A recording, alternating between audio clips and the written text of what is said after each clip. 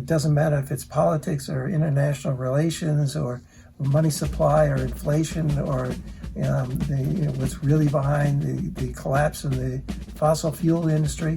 I mean, people need to do their own research and really wake up.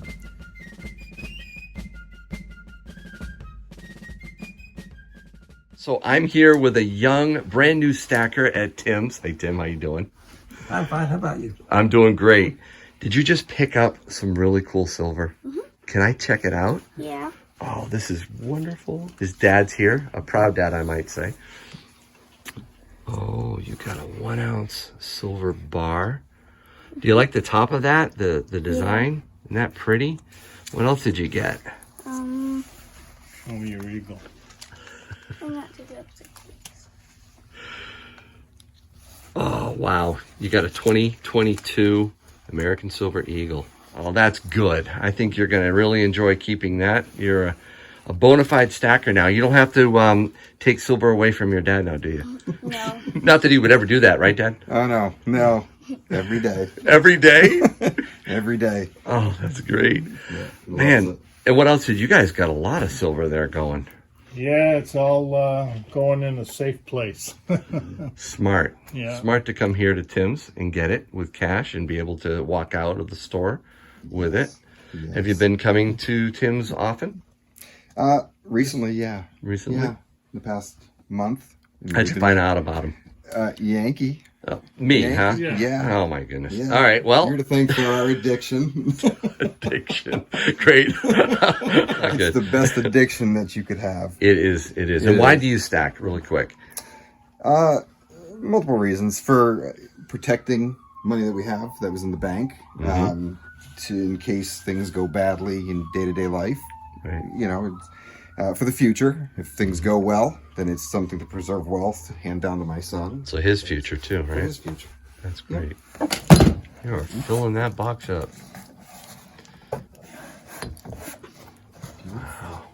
Gavin, What? can you carry that? Oh, Look at me. oh, you can pick it up. I'm impressed. You can carry that, bud? Yeah, you better carry it. How come,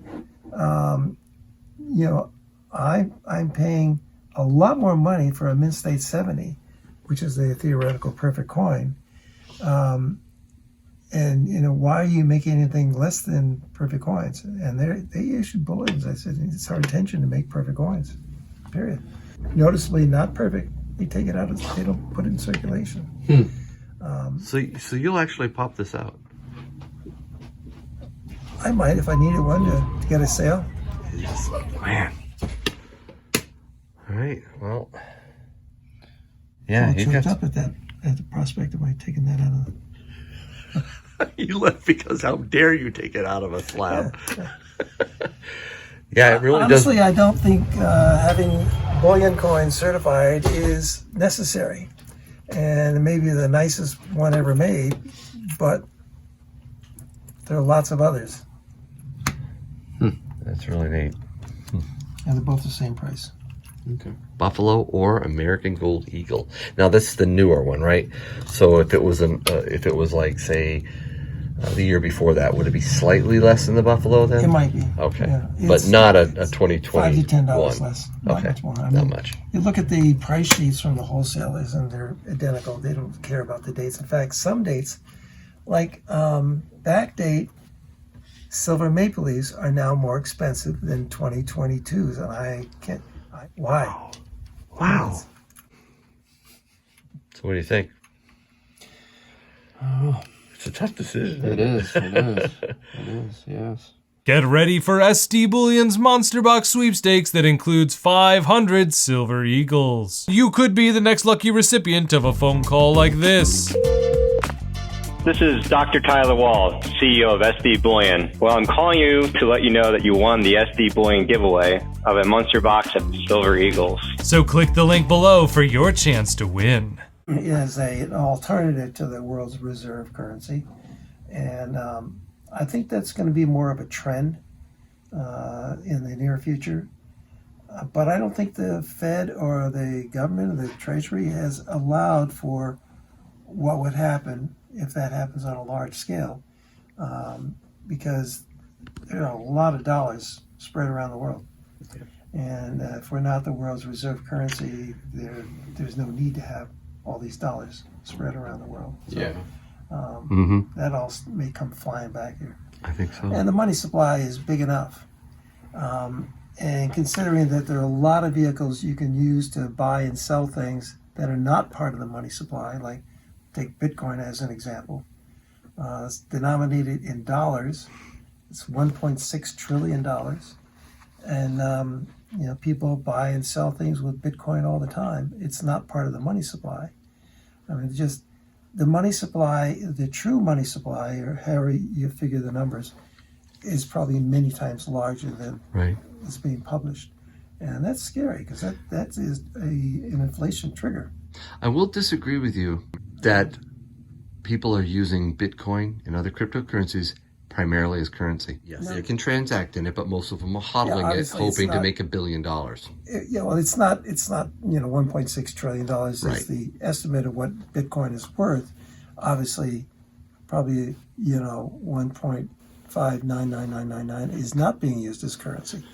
But the fact is that the potential of digital currencies becoming currency is huge. And that's, our financial empire has not even considered what will happen if these currencies start taking off.